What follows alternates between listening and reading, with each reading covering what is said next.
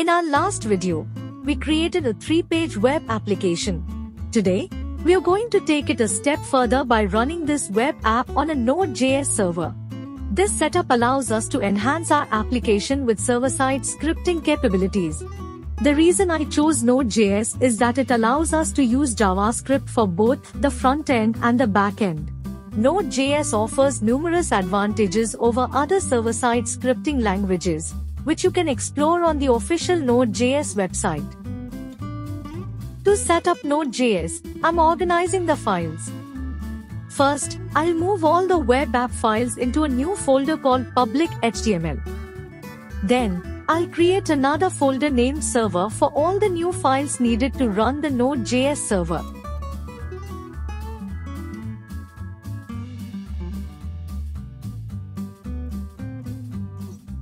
Next, I'll head to the official Node.js website to download the installation binary file. I will be selecting the latest version of Node.js for macOS and installing it using Homebrew. Along with Node.js, I'll also be installing NPM, Node Package Manager. You can choose the Node.js version and operating system based on your preference, but make sure to install NPM, as it is an invaluable tool for managing third-party libraries.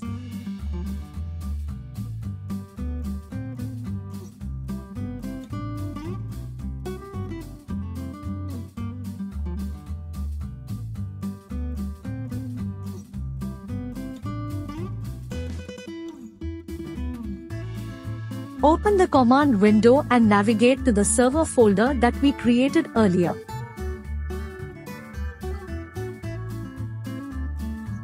Once there, enter the command npm init. This will set up a new Node.js project and help us create a package file, which is essential for managing our project's dependencies and scripts. When we run npm init, it will prompt us for some information, such as the project name, version, author name, etc. This information will be included in the package file after initialization. In Visual Studio Code, let's expand the server folder.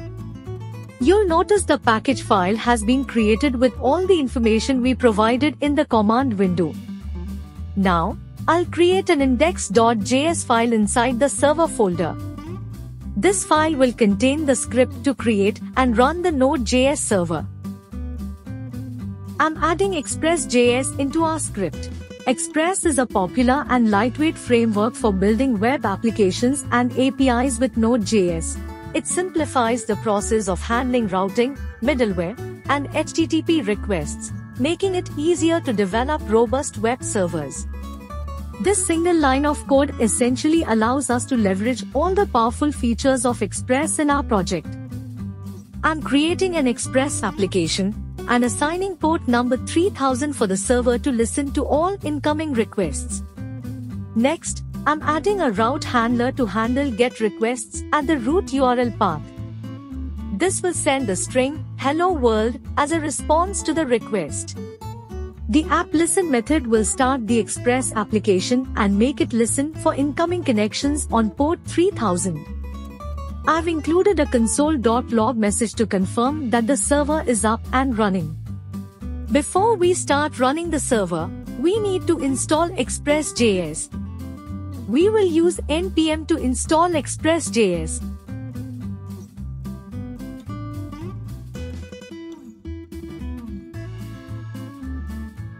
After the installation, you'll notice a new folder named Node Modules has been created. This folder contains all the packages you install using npm. It's automatically created when you run npm install to install the dependencies listed in your package file. The size of this directory can become quite large, as it includes all the packages and their dependencies. Additionally, you'll see that Express.js has been added to the dependencies array in the package file. This will help us automatically install Express.js and any other packages from this array in the future when we deploy our application to another environment, such as a production server. Now, I'm running our Node.js Express application, and the message we configured in the console has appeared as expected. Let's open the browser and check the base URL of the server. Yes, the server is successfully returning the "Hello World" string. The next step is to direct all incoming requests to the server to the public HTML directory, where our web app files are located. To achieve this, I'm using the path module, which joins multiple path segments into a single path. This ensures the path is formatted correctly for your operating system. I'm using Express's built-in middleware, Express Static, to serve static files such as HTML, CSS, JavaScript, and images. Additionally, I'm specifying the path to these static files.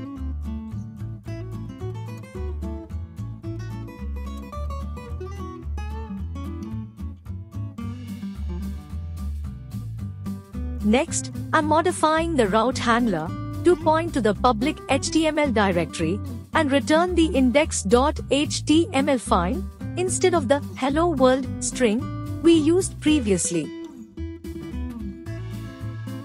Now, let me start the server again and check the result in the browser.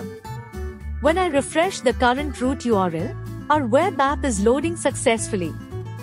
This demonstrates how to run a website or web app inside a Node.js server.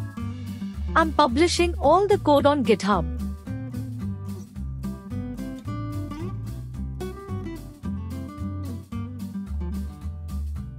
However, when I published my code, the Node modules directory was also uploaded to GitHub.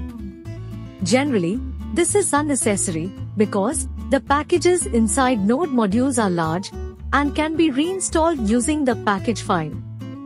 So, only the package file needs to be published, not the entire Node modules directory.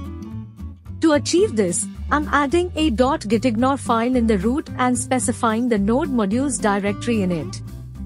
Thus, Git will not push Node modules again.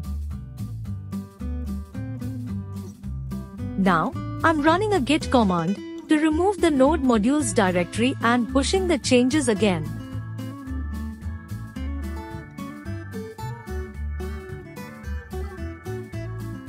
The Node modules directory has been successfully removed from GitHub. If you enjoyed this video, please consider subscribing to our channel for more video tutorials.